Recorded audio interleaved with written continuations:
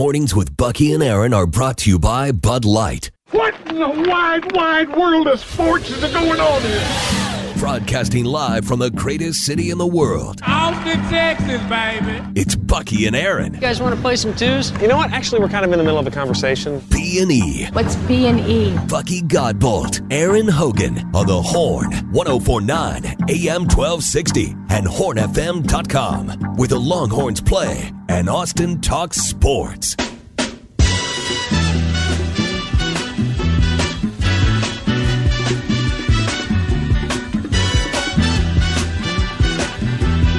That's a Monday on the Horn. Obviously, last Monday, discussing a win for Texas. This Monday, not so much. Talking about a pretty ugly loss. Longhorns get flattened by Arkansas, 40-21.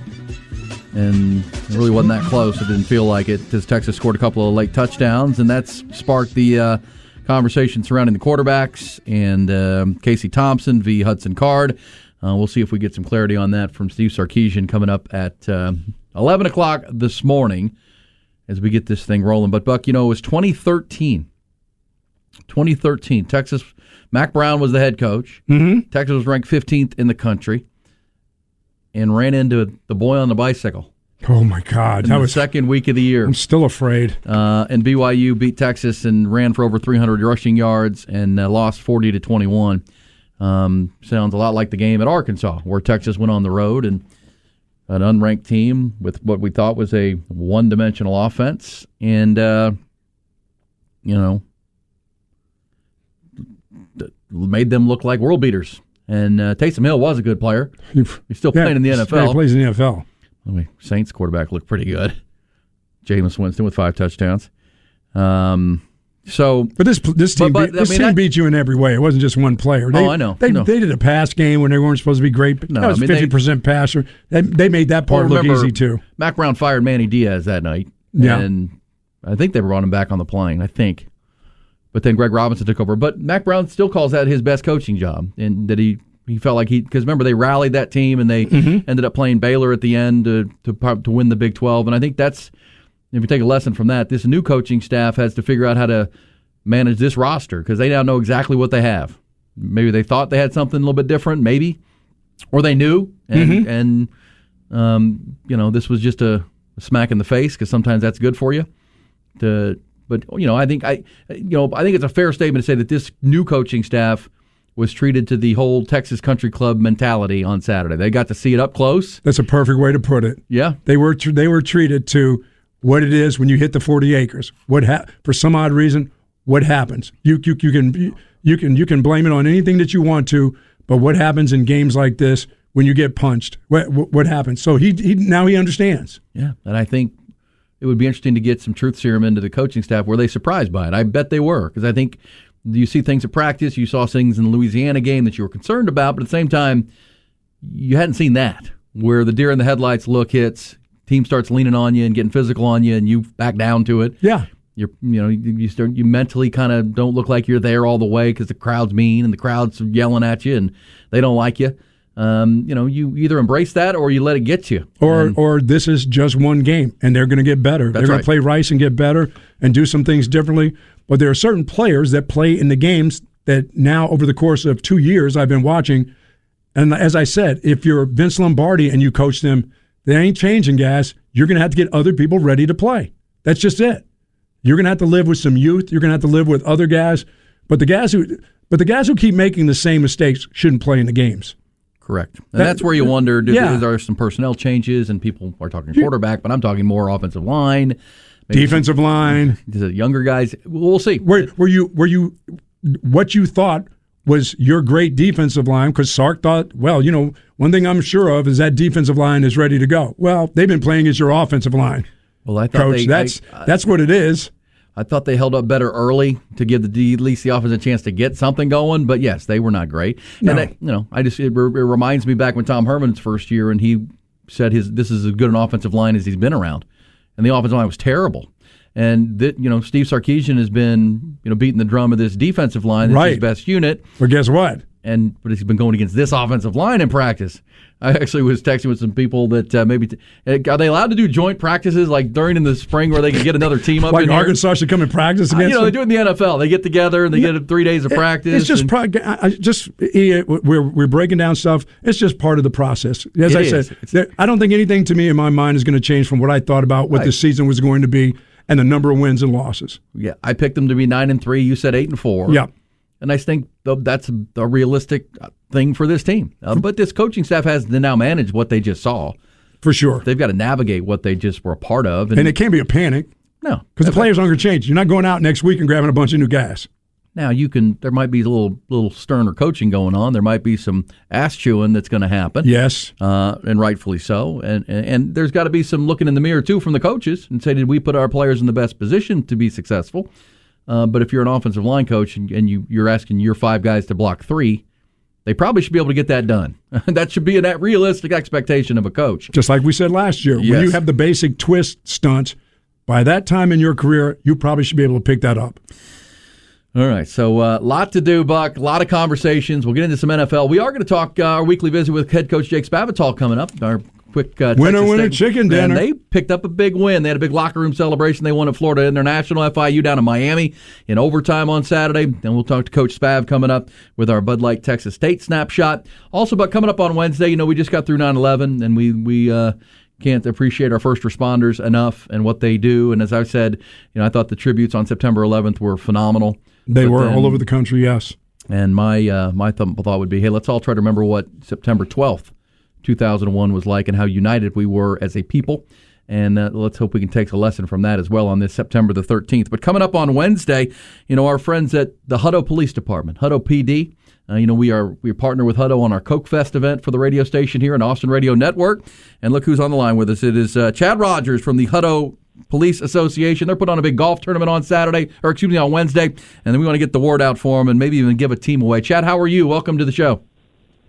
Hey, guys. Thanks for having me. I'm doing pretty good. Hey, appreciate your service and what you guys do for the community each day. Thank you for the support. And by the way, this golf tournament, this is big for you guys. Anytime you have one of these things, this is a great opportunity to raise some money to help a lot of folks. And if we can do anything, you let us know. We'll gather you some teams or 5 teams or whatever you need to have done. Well, we'll get it done because this is one thing they do around here. This Austin golf community goes absolutely nuts when they have an opportunity to play in a tournament. Yeah, we've had some pretty good turnouts so far. As far as teams, we still have a few more spots left and a few more sponsorship opportunities. We've got a lot of good stuff going on. And this is our first annual golf tournament. So hopefully we can figure out the growing pains this year and have it every year around this time. Yeah, coming right out of September 11th. September 15th is the date. It's at Star Ranch, which is a great track, and you get your team of 4. You can post a number there. There's a lot of fun. Looks like hopefully the wind's down a little bit. I was going to say, as long as the wind is down. Hey, Chad, how can folks be a part of this, and tell us what this is going to do for you folks with the Hutto PD? Well, you can head over to our website, huttopoa.com, and click on the golf link, and it'll take you to the registration page, and you can register and pay right there. And the proceeds from this kind of help us do some things throughout the community. We've got ourselves involved in quite a few things.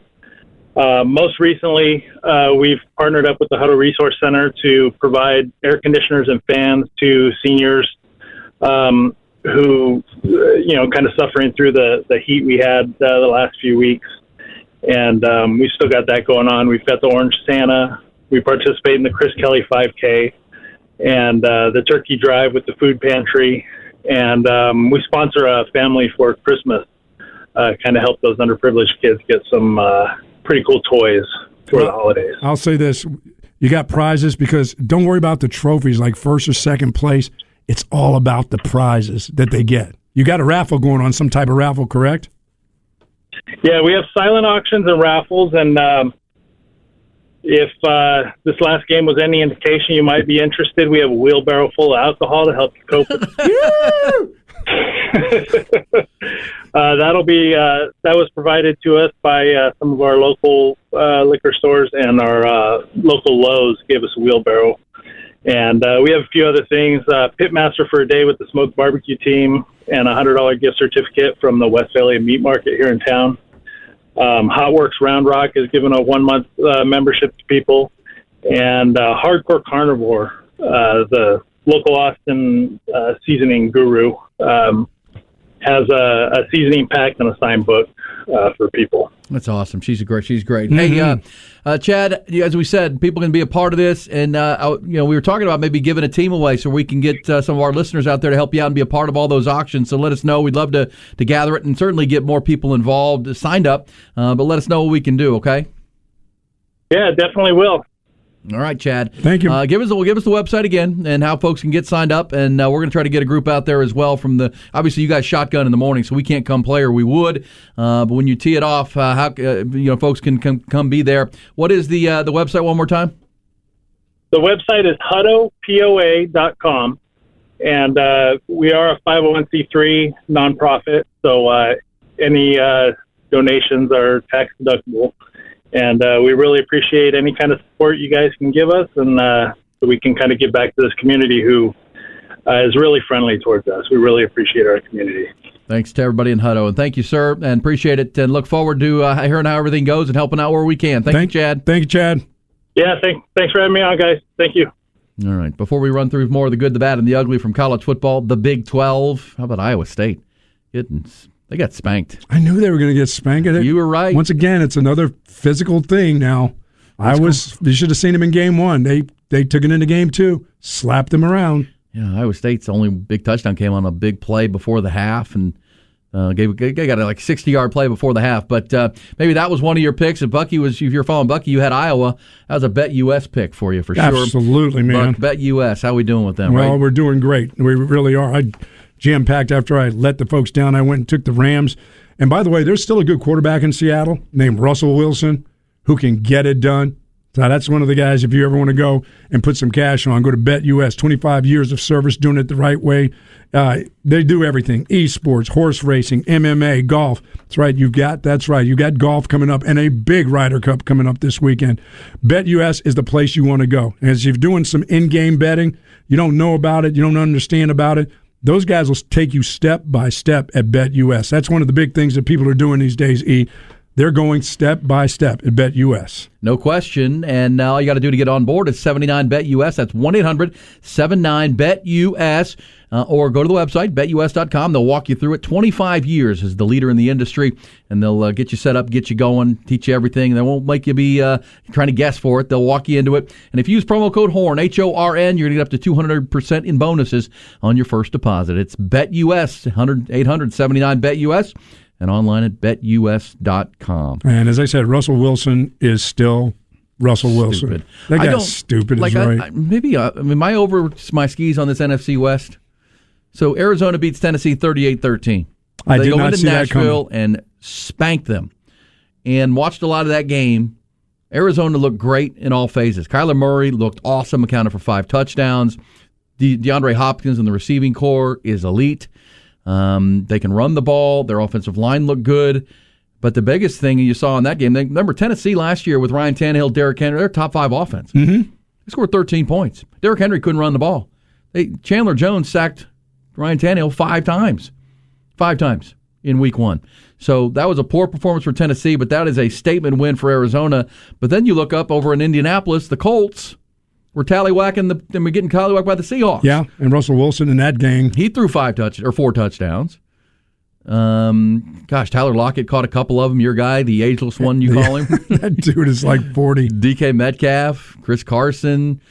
Seahawks announced their presence in the season. Remember last year they started out like this. They went 5-0. Then they had some injuries. Yes, well, a long season, 17 weeks this year.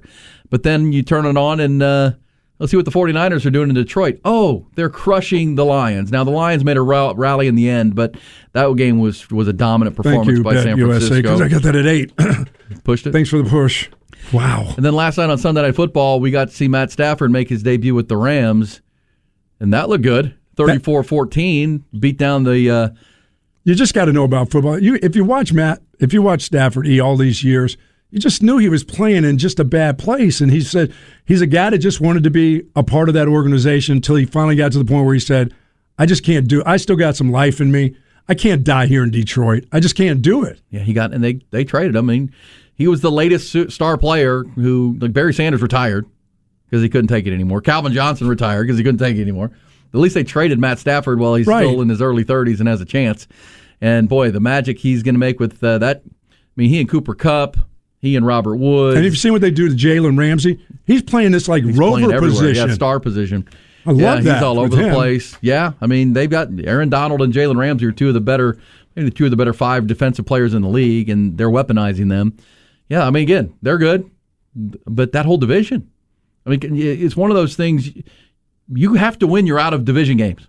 Like, the matchups within your division when Arizona plays San Fran or San Fran plays the Rams or the Seahawks play, that's going to be a dogfight because you've got Kyler Murray, you've got now Matt Stafford, you've got Russell Wilson, you've got Jimmy Garoppolo and the 49ers and what they do in their run game.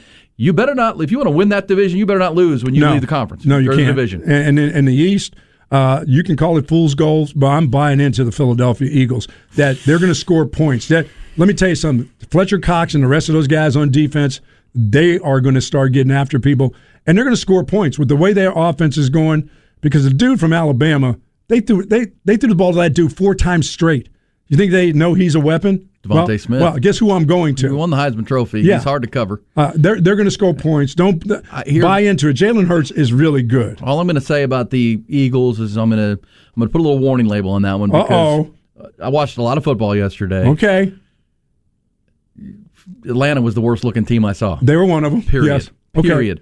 They looked soft as pus on defense. Matt Ryan. So you know what a soft team looks like, do you? Oh yeah, I saw one in Fayetteville. I was there. I was with my own eyes. You witnessed that. Okay.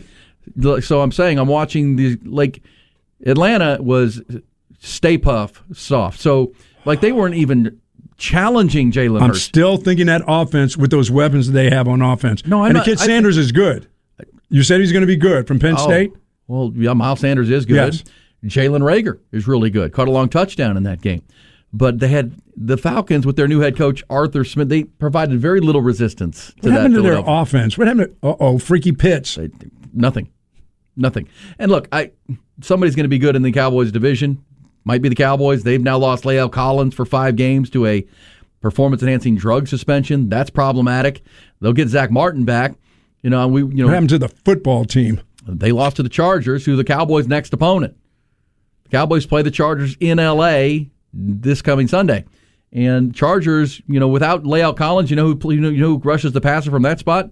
Joey Bosa. Oh. He's pretty good. Yep. I was opining on Twitter that maybe they should slide Zach Martin to right tackle. After what I saw Connor McGovern do on Thursday night against the Buccaneers interior at right guard, they have a bigger tackle problem without La'el Collins than probably guard.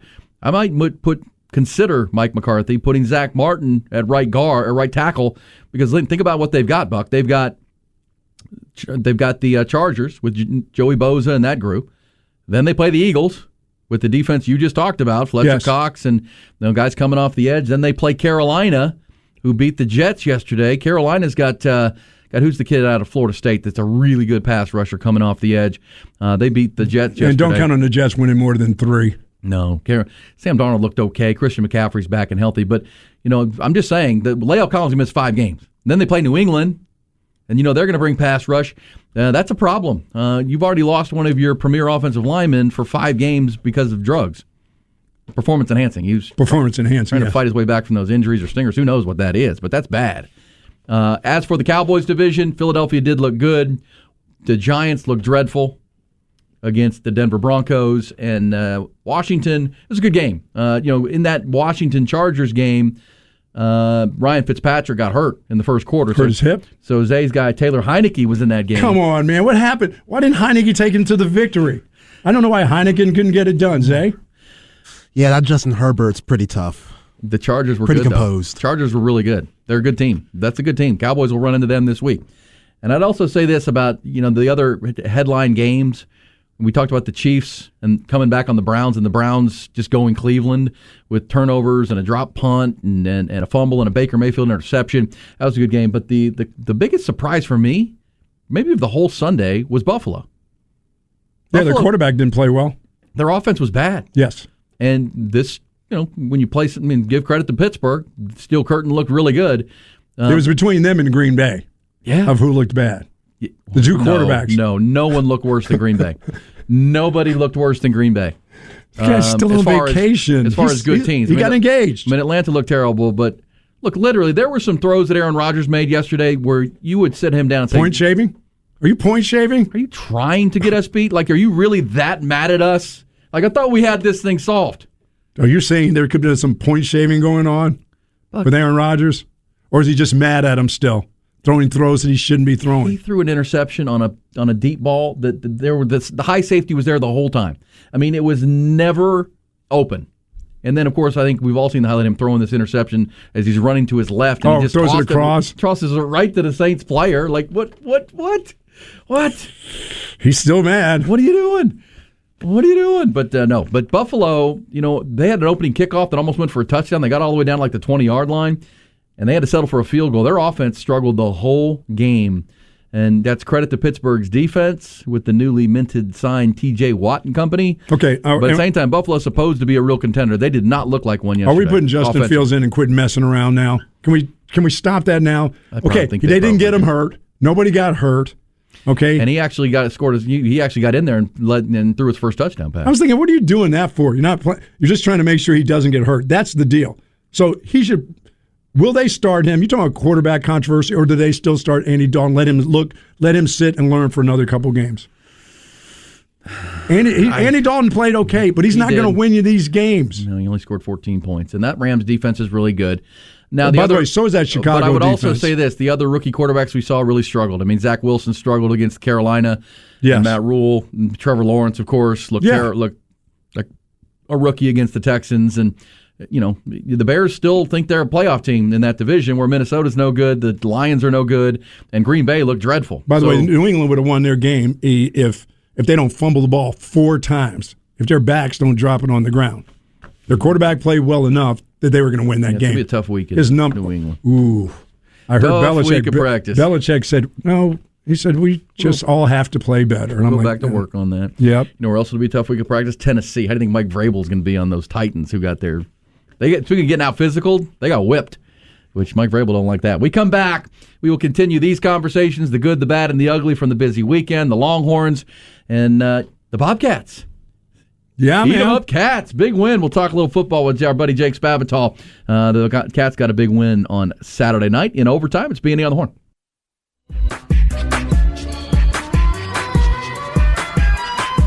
It's Bucky and Aaron.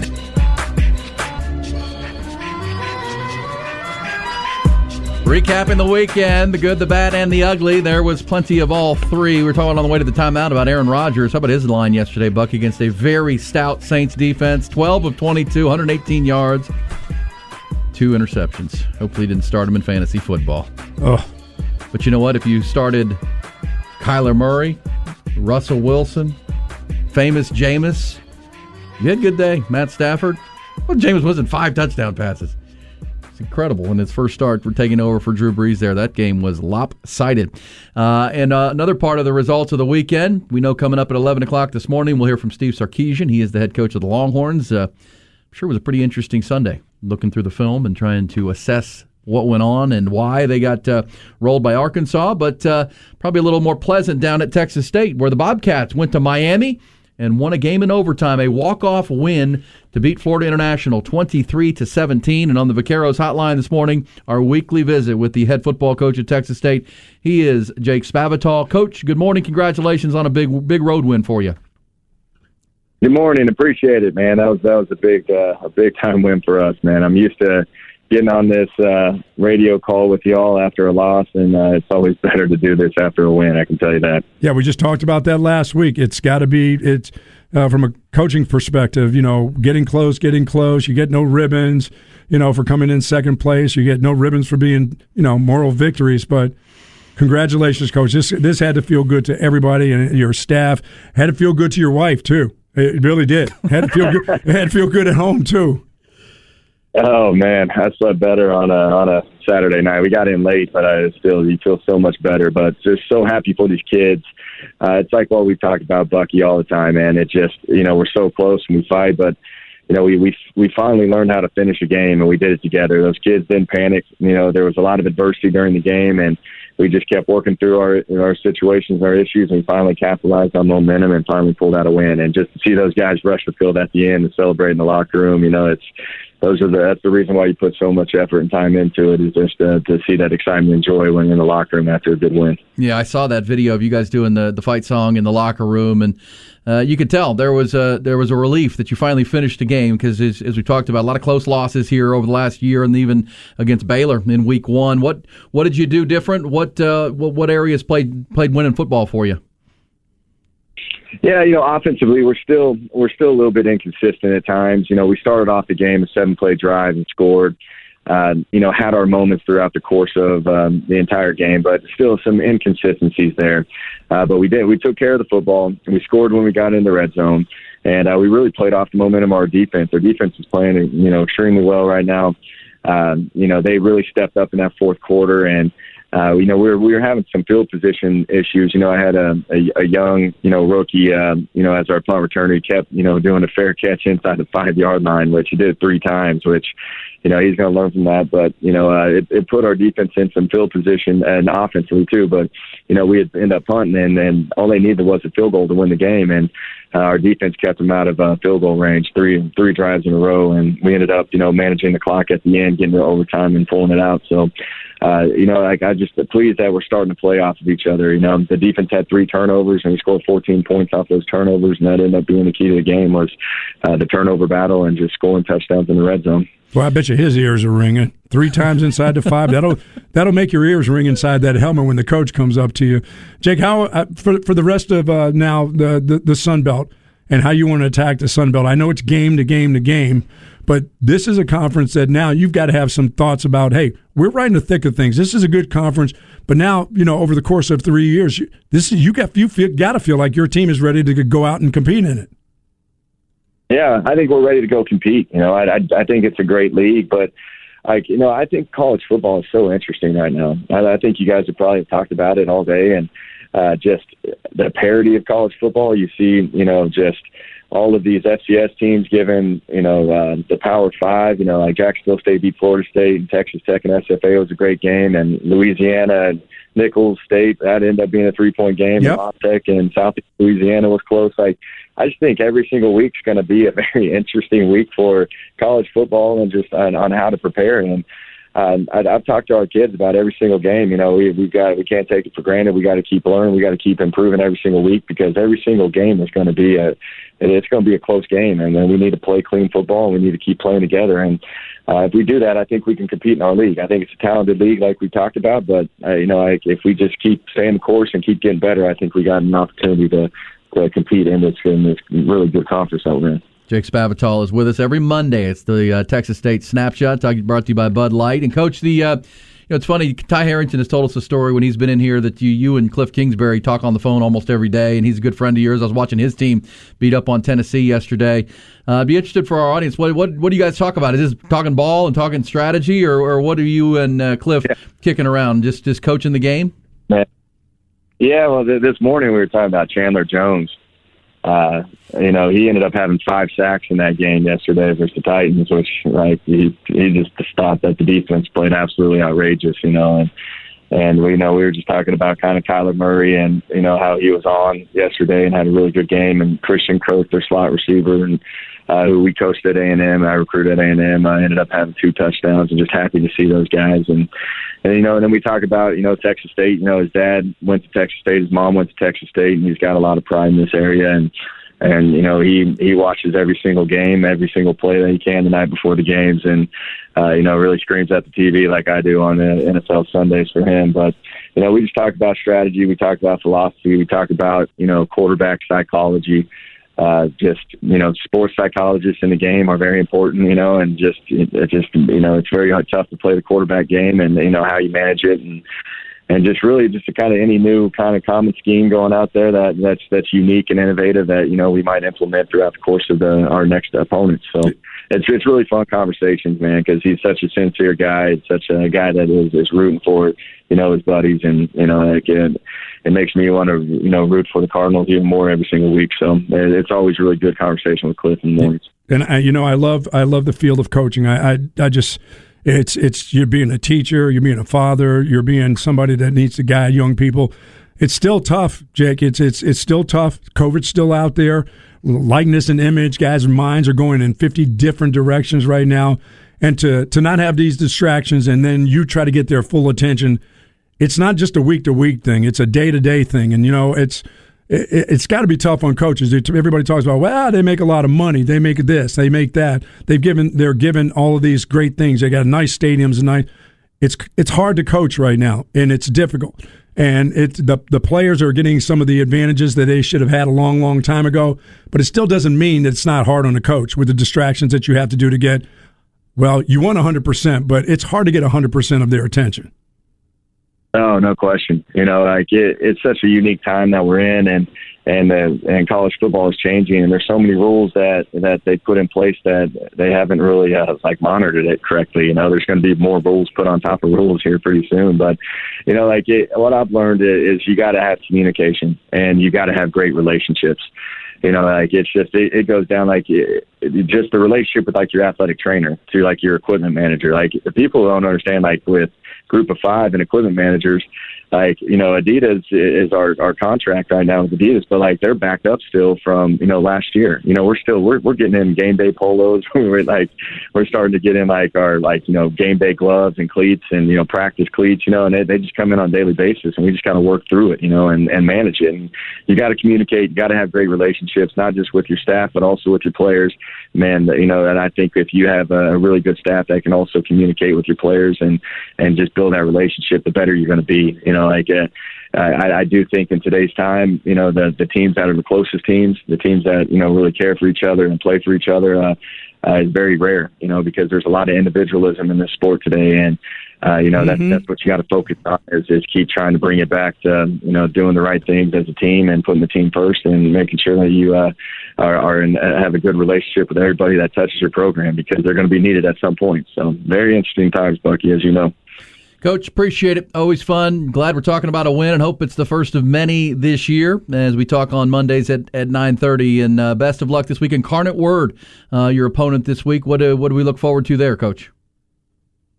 Yeah, good program. Eric Morris has done a really good job there. Has really turned that place around, and they're competing at a high level. They're predicted to win the Southland. It's going to be a tough challenge, because they're going to be coming in and they're going to throw a lot of different things at us, because they got nothing to lose, and they're going to swing their best shot at us. So we got to make sure that we're improving this week, have a great week of preparation, and just fired up to get back out here in front of the home crowd and redeem ourselves from that Baylor game, because the crowd needs to. We want to win a game for our home crowd for once. So that's our plan this week. Coach, appreciate it. Good luck, Coach. Appreciate you guys. Talk to you next week. Very cool. Remember when Ricky wanted to coach Incarnate Word from Europe? He was going to be the head coach from Europe, but he's going to do it on Zoom. Yeah, because he was going to go to Europe, and then he wasn't going to be at practice all week. But the day of the game, he was going to coach from Europe. Yeah, that was going to be really interesting. I said, "That's interesting, Ricky, how you thought of that." He said, "I can do this." He was adamant that he could do that. He was serious. And you know what? Knowing Ricky a long time through you, and you've known him a lot longer than I have and better than I have, but having heard him say that in person, I really believe he believed it. Oh no, no, that's the thing. He believed that. I know. Sincerely, he felt like he could coach that team. Just like he believes Jupiter changes the post-nasal drip that I get. I mean, seriously. Yes, he does believe that. Yes. It doesn't? Yeah, no, probably Jupiter? not. Jupiter does not change. What about Uranus? What does Uranus do? Well, my anus does what it's been doing for 66 years. It's doing the same thing. Neptune? Yeah, it's everything. It's incredible. Incarnate Word, where Ricky was a coach at one point, will be at Bobcat Stadium Saturday night, 7 o'clock. Then they travel to Eastern Michigan. Then they get ready for the Sun Belt following that against South Alabama. So good opportunity for Texas State maybe to get some victories here ahead of a bye week and then Sun Belt competition. Good week. We talk about communication. This is since 6 a.m. It's really been on my mind flying back from Arkansas, Buck. I'm really eager to see how Steve Sarkisian approaches today and this week with his team. Yeah. I mean, there's a lot to fix, but you can't panic, right? You can't panic. You haven't got to your conference play yet. And I'm assuming there were plays and times and things that he saw on Saturday that surprised him. Like, You want to panic. You want to rip some, grass out of the ground. Sure. But you're the leader, right? You have to stay calm and long season, and you got to go about fixing them. And, Sark has talked about being a process-driven organization, and they stick to their process. Yeah. But, they just as I said to Jake, there's a lot going on in these kids' mind right now. There's a lot of stuff that works to their advantage now. They have to learn and mature in how to take advantage of these things, just likeness and image and all this other stuff. Now, there's no likeness and image for the Longhorns for sure. Somebody should be taking back their likeness and image, but that's a part of their lives now. How do they handle that part of it? Are they totally focused on the football part? The real important part? Are they the school part, the girl part? I mean, there's a lot of things going through their lives right now that you as a coach, you got way more responsibilities as a football coach now. And, yeah, it's nice to make $800,000 as a position coach or $500,000. Well, along with that money comes a lot of responsibilities because these players are still young guys that are growing up in lives, but other things are these obstacles are in their way now. How do you, as the mature adult guy, have to handle what the kids are going through? You know what I'm saying? They're like on their own, but they're not on their own. You got to be the leader now. You got to be the guy who guides them. The relationships are key, and that's correct. I think if you're a Texas fan, you feel good that I think Steve Sarkisian is a pretty good relationship guy. Yes. He does, and he's first year. And you guys just surprised me on Saturday that you're soft as hell. Like, what the hell was that? Yeah, like, what the hell was that? That I'm serious. That's how he's got to be thinking. I know there's things he wants to fix himself, but he's got to go, what in the hell? Well, you know what? And we'll see where the players are. Guys like Bijan Robinson have talked about this being a player-led team. Last year and when his first year, Bijan felt like it was more of a coach-led team and demanding, and maybe they weren't all on the same page. If Bijan's right and this is a player-led team, the players will lead this week too, and they'll demand change and demand more of one another. Scary part of that is I don't know who the leader. I don't know where you're. Well, that's why, again, back to the quarterback debate that will rage all week, and we'll see if Steve Sarkisian provides any clarity on it today. A lot of people look at Casey Thompson and see more of a natural leader, that he was the leader of the summer. And, and again, Hudson Card won the battle with his performance in practices and scrimmages. But in the end, right now they need a leader. They need someone they can look to and believe in. Might that be Casey Thompson? Yeah, on both sides of the ball, because I don't know where they are on the defensive side either. That's right. We'll be back. We will reset these top headlines, get you ready for a busy Monday, hand it off to the Light the Tower guys. They're going to be at the stadium getting ready for Steve Sarkisian's news conference, part of a busy Monday here on the Horn. It's Bucky and Aaron. Indeed. Was not a very good weekend on our picks. We went 1-4 in our Supreme Lending picks for charity on Friday. 1-4. We'll get better. We'll get better. Rough week. We had New England. And the Iowa was the one we debated. You were right on that. Iowa beat up on Iowa State. So nice job there. But the rest for Green Bay. Ugh. Arizona. We didn't have Arizona. We had Tennessee. Who thought that was going to be a 38-13 smashing? Nobody did. Good to hear Jake Spavital talking about his daily convo with Cliff. Kyler Murray didn't play for crap in a preseason game throwing picks. It doesn't surprise me they scored 30+. It does surprise me that Tennessee only scored 13. And Derrick Henry was a non-factor in week 1. Yeah, with that defensive rookie of the year there at linebacker. Well, and Chandler Jones, 5 sacks helps. I mean, J.J. Watt looking good, coming off one edge, making plays in the backfield, and then Chandler Jones. And you're right, Zaven Collins, Isaiah Simmons, that's a team to be reckoned with. And I think there were some teams that announced their presence in the season pretty emphatically yesterday and last night. Tonight is Monday Night Football. Raiders from Vegas hosting the Baltimore Ravens, who, by the way, they've won their last 4 openers, the Ravens. They've blown them out. But remember, this is an injury-plagued team at this point in Baltimore. Yeah, but they're playing the Raiders. Derek Carr and company. At home. No, this is the opener. Black hole. We'll get the black hole for the first time since are they going to be dressed up? Oh, I think there'll be some costumes. Do they wear that? They're still coming with that madness? Bringing it. Okay. Bringing it. You know what else it is today, Buck? A Mighty Fine Monday. You going to go to a Mighty Fine and get a burger, maybe? Yeah, man. Shake? I do. I love the shakes over at Mighty Fine Burgers for sure. Which flavor? Just vanilla?